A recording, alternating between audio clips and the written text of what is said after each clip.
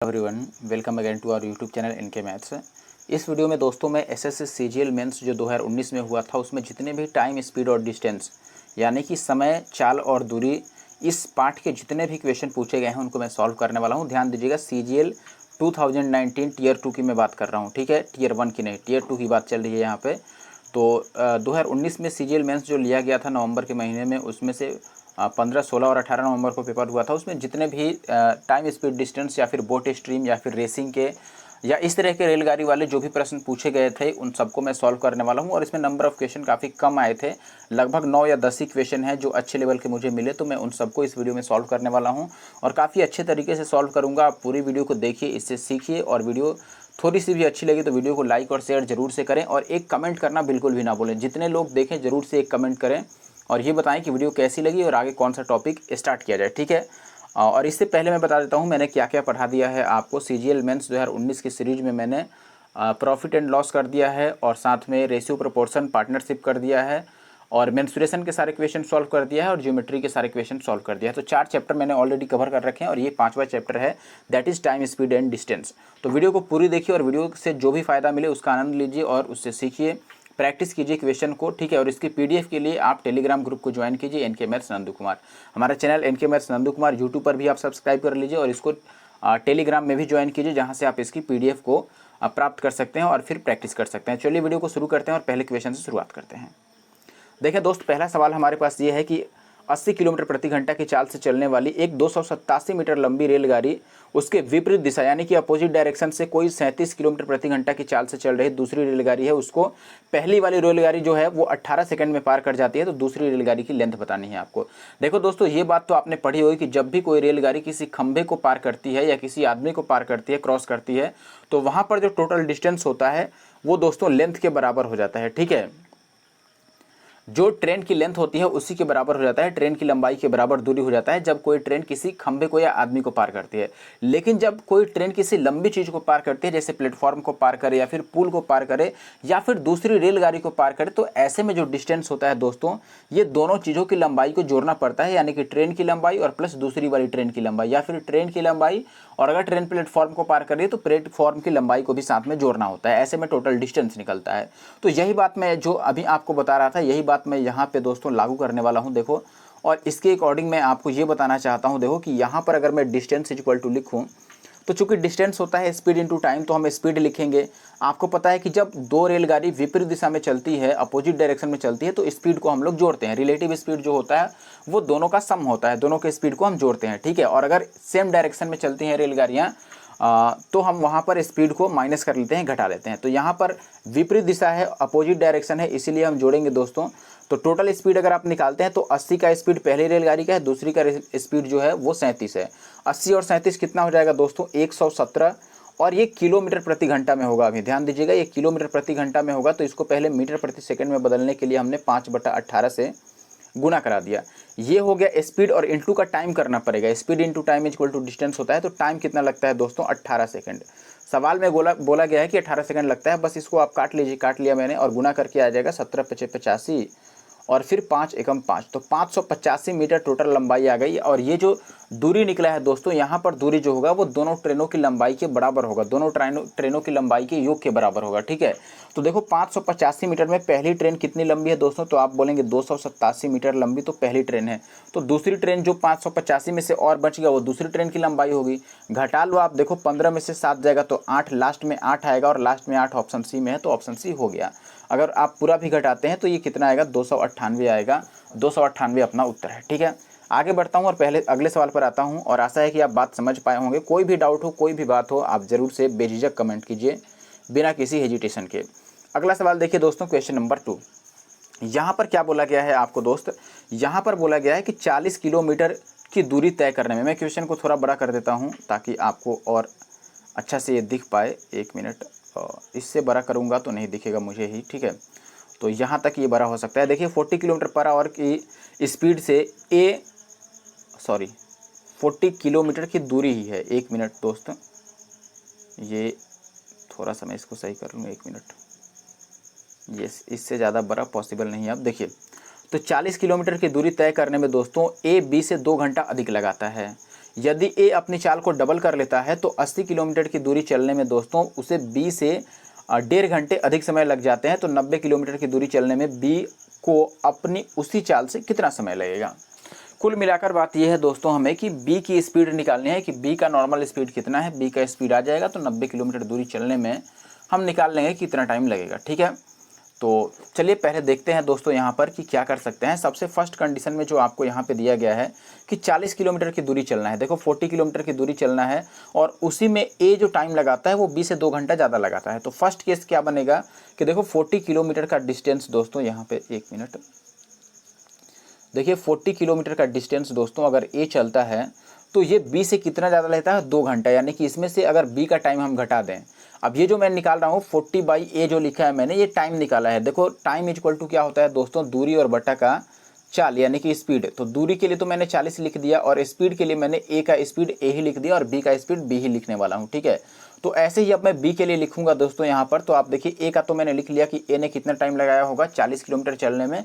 चाल दूरी बटा चाल, दूरी हो गया 40 और चाल ए के लिए मैंने ए ही लिख दिया। अब यही 40 किलोमीटर बी भी चलेगा तो 40/b और ऐसे में टाइम कितना आना चाहिए दोस्तों, 2 घंटा आना चाहिए। 2 घंटे का अंतर होता है ए और बी के टाइम में। अब यही अगर डिस्टेंस 80 हो जाता है दोस्तों और ए अपनी चाल को दोगुना कर लेता है, जब 80 किलोमीटर दूरी चलना है तो ए डबल चाल से चलता है। तो मैं ये लिख देता हूँ कि जब 80 के स्पीड से चलेंगे तो ए अपना चाल डबल कर लेता है यानी कि 2a कर लेता है। और माइनस ऐसे में 80 किलोमीटर चलने में ही बी जितना टाइम लगाएगा उससे ए कितना ज़्यादा समय ले लेता है दोस्तों, 1.5 घंटे। 1.5 घंटे का मतलब हो गया 1.5 आवर्स। तो आप इसको चाहे तो बट्टा में लिख सकते हैं या चलो बट्टा में ही लिख देते हैं, 3/2 आवर्स हो गया। ठीक है, अब यहाँ से हमें क्या करना है, बी का स्पीड निकालना है। तो डेफिनेटली हम इसको घटा लेते हैं। देखो घटाने से क्या होगा दोस्तों कि ये और ये तो कट जाएगा क्योंकि ये तो दोनों बराबर ही है, 2 से 1 कटेगा तो ये भी 40 बटा जाएगा। घटाया हमने तो ये कट गया। अब इसमें से इसको घटाएंगे तो देखो ये पहले तो ये चीज़ प्लस बन जाएगी और ये चीज़ माइनस बन जाएगी। ये 80 में से 40 घटेगा तो ये 40/b बचेगा दोस्तों और ये कितना आएगा आपका, 2 दूना 4 में से 3 जाएगा तो ये 1/2। यहाँ से हम b की स्पीड को लिख सकते हैं दोस्तों, 40 दूना 80 आ गया यानी कि 80 किलोमीटर प्रति घंटा b का चाल आ गया। अब अगर b का चाल 80 किलोमीटर प्रति घंटा है दोस्तों तो हमें बताना है कि b जब 90 किलोमीटर की दूरी चलेगा तो उसे कितना टाइम लगेगा, ये ध्यान दीजिएगा, ये हमें बताना है। तो मैंने ये बोला कि दोस्तों अगर आपको टाइम बताना है तो time equal to speed by distance by speed होता है, दूरी बटा चाल। तो दूरी हम लिख लेंगे कि 90 किलोमीटर अब चलाना है और किसको चलाना है दोस्तों, b को चलाना है और b का चाल हमने निकाला था 80। तो हम इसको 80 से डिवाइड कर लेते हैं। अब ये 0 से 0 कट गया तो 9/8 का मतलब 1:1/8। एक सही 1/8 अपना आंसर होगा यानी कि ऑप्शन बी जो है वो सही उत्तर है। तो आशा है कि आप बात को समझ गए होंगे। मैं अगले सवाल पर आता हूँ। देखो ये कैलकुलेटिव आपको दिख रहा होगा लेकिन ऐसे सवाल को और बस इतनी सी जगह में जितने जगह में मैंने बनाया है इसको अगर आप कैलकुलेटिव मानते हो तो आप मेंस के काबिल ही नहीं हो। इसका मतलब आपको जा करके और रेलवे ग्रुप डी की तैयारी करनी चाहिए। ठीक है, और ग्रुप डी की बात मैं बता देता हूँ दोस्तों। ग्रुप डी का जो 18 में पेपर हुआ था उसमें मैथ के काफ़ी बड़े बड़े सवाल आ गए थे टाइम एंड वर्क और पाइप टंकी में। ठीक है, उसका मैंने अलग से डेडिकेटेड वीडियो बनाया है क्योंकि वो सीजीएल और सीपीओ के लिए काफ़ी ज़रूरी है, सीएचएसएल के लिए भी वैसे सवाल काफ़ी ज़रूरी है बनाना। तो आप उस वीडियो को भी जा करके देखिएगा। ठीक है, चलिए आगे बढ़ते हैं और अगले सवाल पर आते हैं। देखिए भाई तीसरे सवाल में क्या दिया गया है, यहाँ पर तीसरे सवाल में दिया गया है किसी व्यक्ति को 160 किलोमीटर की दूरी 15 घंटे में तय करनी है। ठीक है, सवाल थोड़ा बड़ा कर देता हूँ मैं, 1 मिनट। देखिए किसी व्यक्ति को कह रहा है दोस्तों कि 160 किलोमीटर की दूरी चलनी है 15 घंटे में। अब ये कह रहा है कि यदि वह 4/5 भाग को समय के 2/3 भाग में तय कर लेता है। देखो यहाँ पर लैंग्वेज थोड़ा समझिएगा क्या है, 1 मिनट। लैंग्वेज में ये बोला गया है कि टोटल दूरी तो चलनी है 160 किलोमीटर 15 घंटे में, लेकिन आदमी क्या करता है दोस्तों, टोटल डिस्टेंस का 4/5 पार्ट जो है वो टोटल टाइम यानी कि 15 घंटे टोटल टाइम है तो इसका 2/3 भाग में तय कर लेता है। तो आपको बताना है कि शेष जो दूरी बची है उसको तय करने के लिए चाल कितना होना चाहिए। शेष दूरी को शेष समय में जितना टाइम बच गया उसी टाइम में कवर करने के लिए उसका चाल क्या होना चाहिए। तो देखो इसको या तो आप पहले ऐसे कर सकते हैं कि 160 किलोमीटर की दूरी थी, 160 किलोमीटर से में से देखो 4/5 चल दिया तो बचा कितना, तो आप इसको 5 से काट कर देखेंगे कितना दूरी बचा। फिर टाइम 15 घंटा है, 15 घंटा का 2/3 ये चल दिया है तो ये 3 × 5 = 15, 5 दूना 10 घंटा चला गया 15 में से, तो 5 घंटा और बचा। फिर 5 से आप डिवाइड करते, लेकिन इतना करने की कोई ज़रूरत नहीं है दोस्त। क्यों ज़रूरत नहीं है मैं अभी बताता हूँ इसको और ईजी तरीके से हम कैसे कर सकते हैं। देखिए मैंने ये लिख दिया सीधी सी भाषा में, 1 मिनट, क्या हो गया भाई, मिट रहा है। देखो मैंने सीधी भाषा में ये लिख दिया दोस्त कि हमें निकालना है यहाँ पर चाल। चाल इक्वल टू क्या होता है, स्पीड मतलब होता है दूरी बटा समय, डिस्टेंस बाय टाइम। तो डिस्टेंस कितना था, डिस्टेंस था तो 160, लेकिन सवाल में कहा गया दोस्तों कि इसका 4/5 भाग उसने चल दिया। अब देखो 4/5 भाग ऑलरेडी कवर कर चुका है, तो अब यहाँ पर ये बात समझने की कोशिश कीजिए कि टोटल 5 में से 4 भाग तो चल दिया, तो अब कितना भाग चलना रह गया दोस्तों, 5 में से 1 भाग चलना रह गया, यानी कि डिस्टेंस कितना बचा है, 1/5 बचा है। ठीक है, 160 का 4/5 पहले चल चुका है, तो अब 1/5 बचा हुआ है।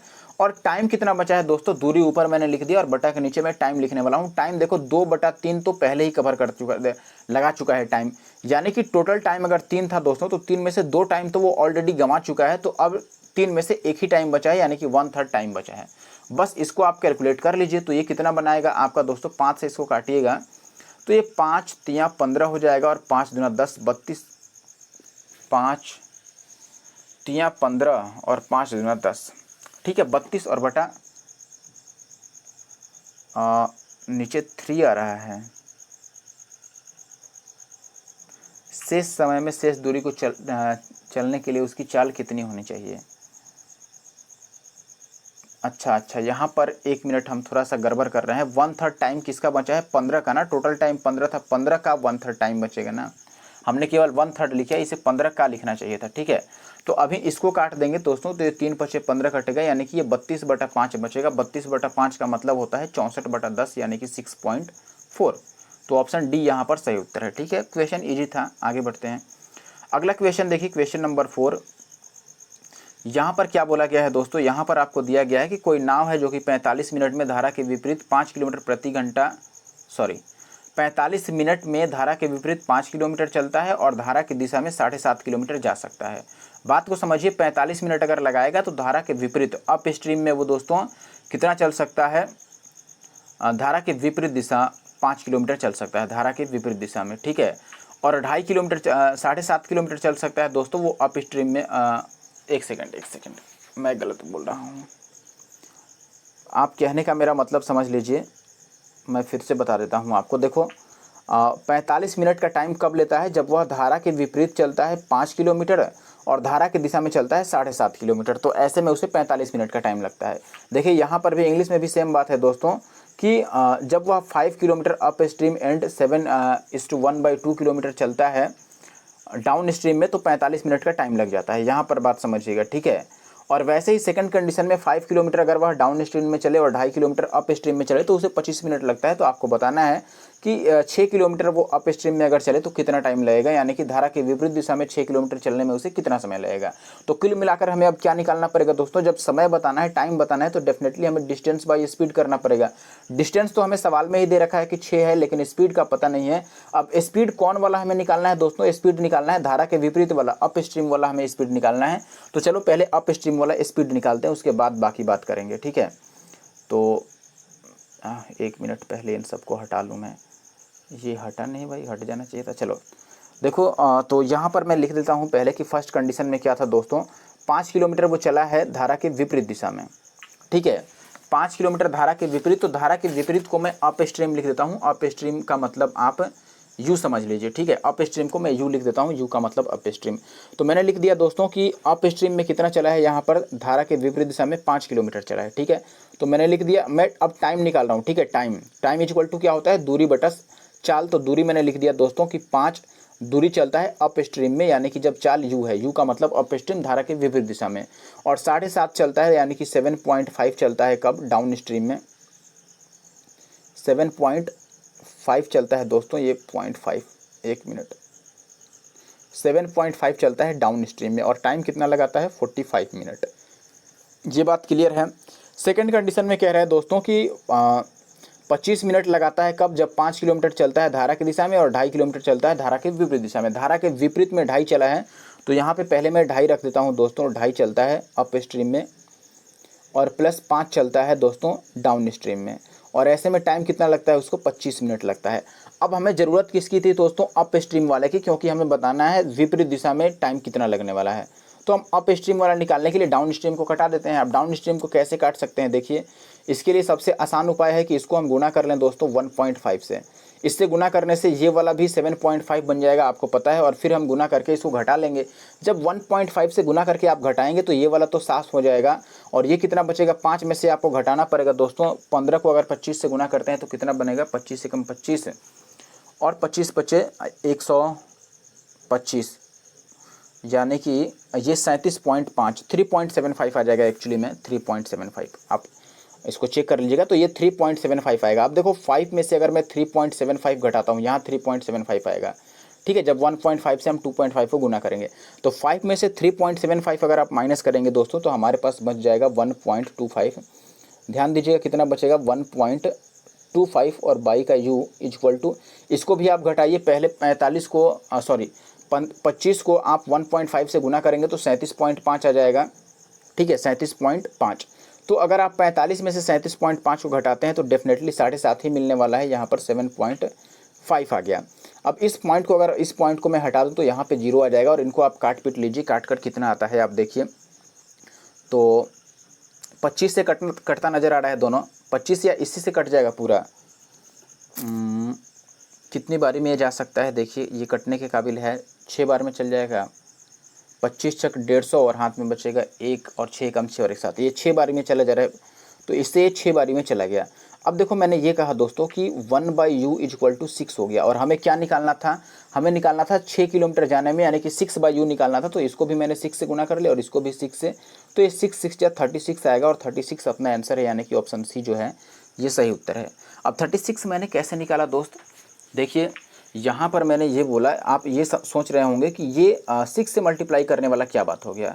तो आप 6 से नहीं मल्टीप्लाई करेंगे तो आप बेसिक से जाइए, आप ये कह सकते हैं दोस्तों यहाँ पर कि 1/u की वैल्यू अगर 6 थी तो केवल u की वैल्यू कितनी हो गई, केवल u की वैल्यू 1/6 हो गई, यानी कि जो अप स्ट्रीम में स्पीड है वो 1/6 की है। और हमें बताना था दोस्तों समय इक्वल टू दूरी बटा चाल होता है, दूरी हमें 6 चलाना था और चाल कितना है दोस्तों 1/6। अब ये 6 जब ऊपर जाएगा तो गुना होकर कितना आ जाएगा 36। लेकिन मैंने ऐसा नहीं किया, मैंने ये कहा देखो दोस्त कि हमें जो 1/u आया है एक्चुअली में ये क्या है, 1/u इक्वल टू 6 आया है, ये क्या है। तो आप बोलेंगे दोस्तों अगर 1 किलोमीटर की दूरी चलता है u की स्पीड से तो 6 टाइम लगता है, बात समझ रहे हैं कि नहीं, 6 टाइम लगता है। जैसे यहाँ पर देखिए मैंने ये लिखा था 5/u, 5 क्या था दूरी और u क्या था चाल, तो दूरी बटा चाल इक्वल टू समय आना था। यहाँ भी वही केस है, सेम यही बात आप समझिए, यहाँ भी दोस्तों सेम केस है। आप ये कह सकते हैं कि ये 1/u में अगर 1 दूरी है और ये चाल है तो दूरी बटा चाल 6 के बराबर है, लेकिन यहाँ पर दूरी तो 1 है, लेकिन सवाल में दूरी 6 करना है, तो इसको मैंने 6 से गुना कर दिया, तो इधर भी 6 से गुना हो गया और ये 36 आ गया। तो आप ऐसे समझ सकते हैं, या फिर डायरेक्ट पूरा u का मान निकाल लीजिए, फिर निकालिए। चलिए अगले सवाल पर आते हैं, और देखिए यहाँ पर दिया गया दोस्तों कि 36 किलोमीटर प्रति घंटा की चाल से चलने वाली एक रेलगाड़ी किसी खंभे को 25 सेकंड में पार कर जाती है। तो आपको बताना है दोस्तों कि 350 मीटर लंबे पुल को पार करने में इसे कितना समय लगेगा। वेरी इजी क्वेश्चन है ये तो, ठीक है, काफ़ी आसान, आप तो इसे इजीली कर सकते हैं। देखो 36 किलोमीटर प्रति घंटे की चाल से चलती है, 25 सेकंड में पार कर जाती है। तो पहले आपको मैंने बताया था दोस्तों कि जब भी किसी खंभे को पार करती है ट्रेन, तो जो लंबाई आती है, जो दूरी आती है, वो ट्रेन की लंबाई की बराबर आती है। और दूसरी बार में उसे पुल को पार करना है, तो पुल को पार करने के केस में जो दूरी होता है वो पुल की लंबाई और ट्रेन की लंबाई को जोड़ना पड़ता है। तो यही बात मैं यहाँ पर करने वाला हूँ। मैं ये लिखूँगा पहले कि ट्रेन की लेंथ बता देते हैं कितना होगा। तो ट्रेन की जो लेंथ होगी दोस्तों वो कितनी होगी, दूरी इक्वल टू चाल गुना समय। तो चाल कितना है दोस्तों 36, लेकिन ये किलोमीटर प्रति घंटा में था तो इसको 5/18 से गुना कर लीजिए ताकि ये मीटर प्रति सेकंड में बन जाए। तो ये हो गया चाल, और गुना का समय कितना है 25 है। इसको आप कटाएंगे तो 18 दूना 36 और ये 5 दूना 10, यानी कि 250 मीटर लंबी है ट्रेन। और अब हमें बताना है टाइम, तो टाइम इक्वल टू दूरी बटा होता है चाल। तो दूरी कितना हो गया दोस्तों, देखो 350 मीटर लंबा पुल है और 250 मीटर लंबी ट्रेन है, दोनों को जोड़ेंगे तो 600 आ जाएगा। 600 मीटर की दूरी चलनी है, और किस स्पीड से चलनी है दोस्तों, स्पीड होगा आपका 36 किलोमीटर प्रति घंटा की चाल से। लेकिन 36 किलोमीटर को हम क्या लिख सकते हैं दोस्तों, 10 लिखेंगे, 10। 36 किलोमीटर को मैंने कैसे लिखा है दोस्तों, जब 18 होता है तो वैल्यू 5 आती है, ये 36 है तो 10 आएगा। या फिर आप ऐसे समझ सकते हैं, ये 10 नहीं समझ में आ रहा है तो आप ये यहाँ 36 से लिख लो और इसको 5/18 से गुना कर लो, क्योंकि हमें मीटर प्रति सेकंड में ले जाना है। अब ये 18 दूना 36 और ये 5 दूना 10 से 1 0 कट जाएगा, तो कितना आएगा 60। तो 60 अपना आंसर है। अब बढ़ते हैं आगे। अगला सवाल देखिए, क्वेश्चन नंबर 6। यहाँ पे बोला गया है दोस्तों कि अमिता अपने घर से 3.5 किलोमीटर की किलोमीटर प्रति घंटा की चाल से चलती है और 6 मिनट की देरी से पहुंचती है स्कूल। यदि वह 4.5 किलोमीटर प्रति घंटा की चाल से चले तो 10 मिनट पहले पहुंच जाती है। तो उससे घर और स्कूल के बीच की दूरी बतानी है आपको कितनी है।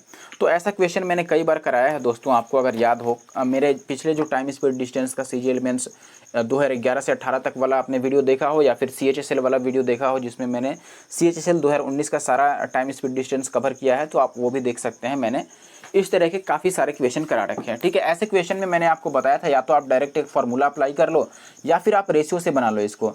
अगर आप डायरेक्ट फार्मूला अप्लाई करते हो तो फार्मूला क्या होता है दोस्तों, फार्मूला होता है यहाँ पर डिस्टेंस इज इक्वल टू, मैं आपको एक बार लिख कर बता देता हूँ, काफ़ी जल्दी ये भी निकाल देता है। डिस्टेंस होता है S1 S2 यानी कि स्पीड का गुणनफल, और नीचे होता है S1 माइनस S2 यानी कि स्पीड का अंतर और इनटू का टाइम में कितना चेंजिंग आया, ठीक है। तो यहाँ पर मैं लिखूंगा दोस्तों स्पीड का गुणनफल, तो आप देखेंगे पहले 3.5 था, दिस इज 3.5।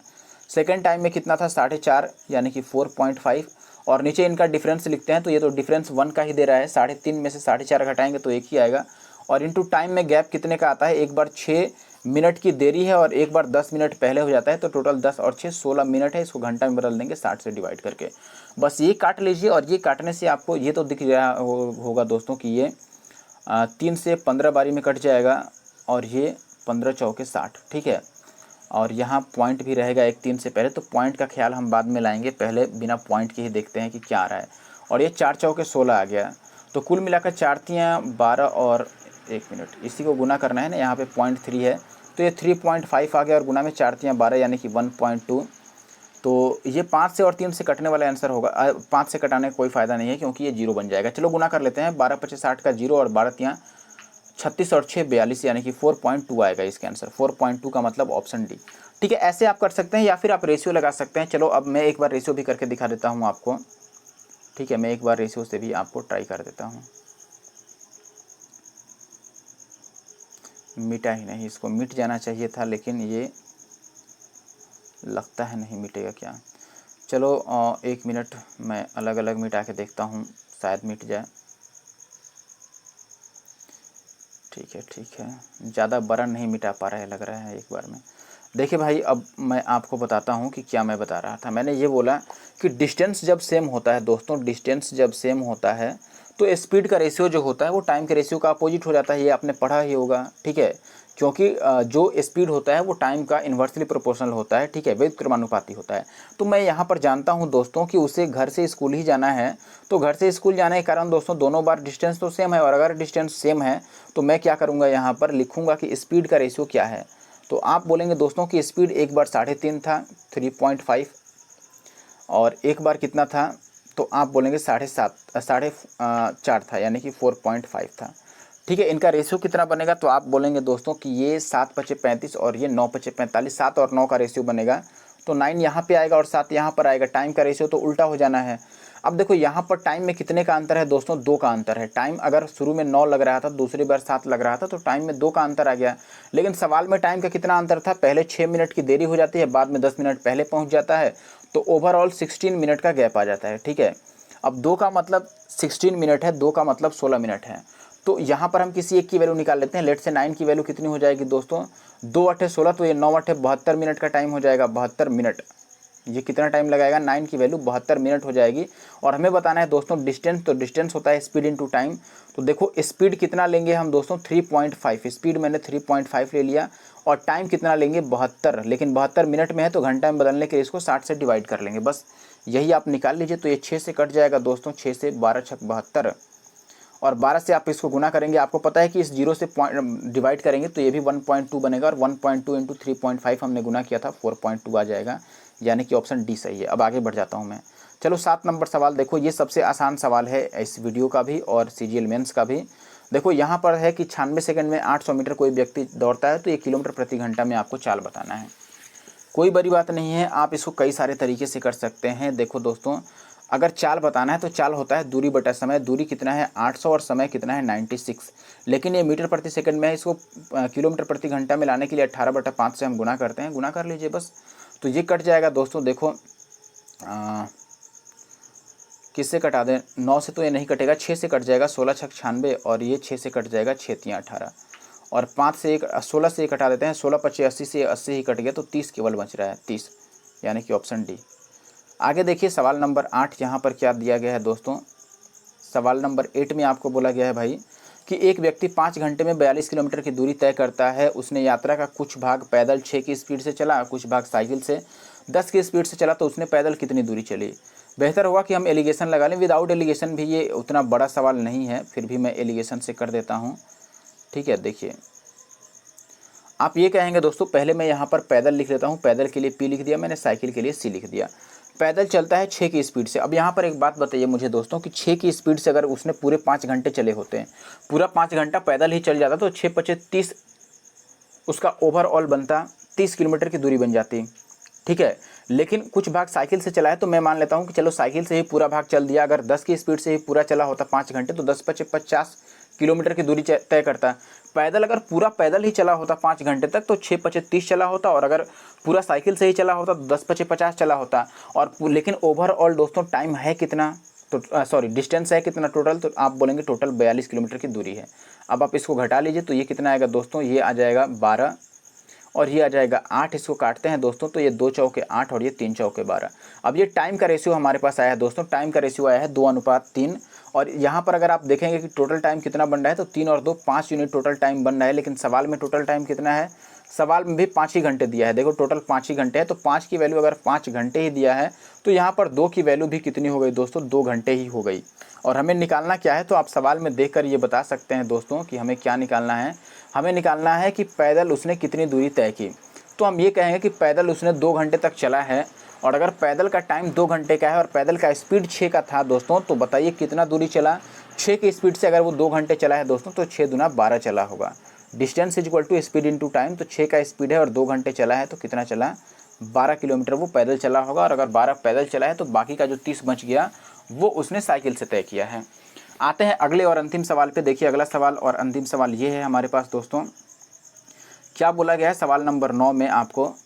देखिए 1 मिनट, यहाँ पे दिया गया है दोस्त कि एक व्यक्ति, अच्छा रुको 1 मिनट, थोड़ा पेन और मैं पतला करके एक बार ट्राई करना चाहता हूँ कि ये कैसा चलेगा, क्योंकि ये मुझे लग रहा है कि ये थोड़ा मोटा चल रहा है। तो अभी तक तो ये सेम ही है।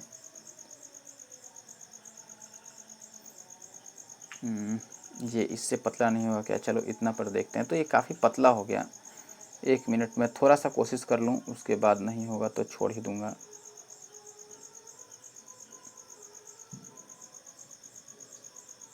एक मिनट, चलो देखिए भाई यहाँ पर क्या कह रहा है कि एक व्यक्ति 8 किलोमीटर प्रति घंटा की चाल से चलता है। इससे ज़्यादा पतला करने पर कुछ ज़्यादा ही पतला हो जा रहा है, इसीलिए मैंने इसी पे रख दिया।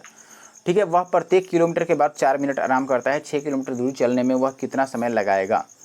देखो दोस्तों, अगर मैं समय की बात करूं तो आप बोलेंगे दोस्तों कि अगर वह आराम नहीं करता, ये आराम वाला केस हटा देते हैं, नॉर्मली अगर वह चलता लगातार तो उसे कितना टाइम लग जाता। तो आप बोलेंगे दोस्तों time is equal to distance upon speed. दूरी कितना चलना है दोस्तों, दूरी चलना है उसे 6 किलोमीटर, तो 6 और बटा स्पीड कितना है उसकी 8 की, इतना टाइम लग जाता है। इसको मैं मिनट में बदल देता हूँ 60 से गुना करके। तो ये 2 चौके 60 और ये 15 चौके 60 और 2 से अगर आप काटते हैं तो 3 दूना 6, यानी कि 15 या 45 मिनट का तो नॉर्मल टाइम उसे लगता ही लगता। ठीक है, आप ये बात समझ गए होंगे दोस्तों कि 45 उसको नॉर्मली 45 मिनट का टाइम लगता, लेकिन वह रुकता भी है।